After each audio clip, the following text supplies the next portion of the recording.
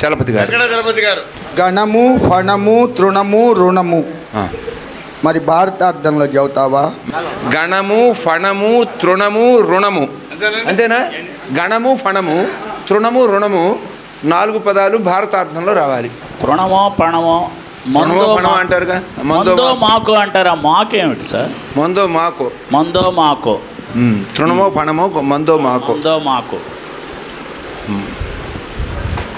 మందు మాకులు 2 జంట పదాలండి. మాకు అంటే చెట్టు అని, చెట్టుకు సంబంధించినటువంటివి ఏవైనా సరే అవి మందులే. చెట్టుకు కొన్ని ఔషధ వృక్షాలు ఉంటాయి, ఆ వృక్షాలకు సంబంధించినటువంటి వేరు దగ్గర నుంచి బెరడు దగ్గర నుంచి ఆకు దగ్గర నుంచి సమస్తము మందులే కనుక మందు వెంట మాకు. తృణముగనెంచిరి మనలను తృణముగనెంచిరి మనలను తృణముగనెంచిరి మనలను పణమెత్తియునాడు నట్టి పామనంగ నికన్. పణమెత్తియునాడు నట్టి పామనంగ నికన్. పాము అనంగ నికన్. చలపతి గారు ఇచ్చింది రుణము, ఇంకా మిగిలింది రుణము గణము మిగిలినవి. ఆ రుణము గణము పూర్తి చేయాల.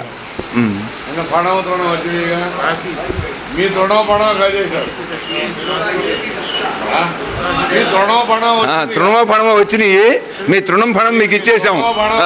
తృణమో ఫణమో మీకు ఇచ్చేసాం అంటే నిన్ననే ఇచ్చాం కదండి శాలువాలు అవన్నీ కూడా. అందుకని తృణమో ఫణమో ఇచ్చాం మేము.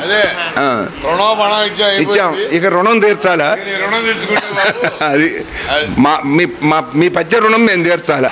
రుణమును తీర్పగా కౌరవ గణముల పోకార్చవలయు ఘనయుద్ధమునన్.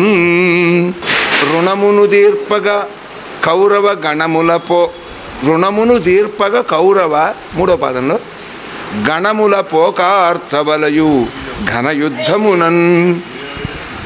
గణముల పోకార్చవలయు ఘనయుద్ధమునన్.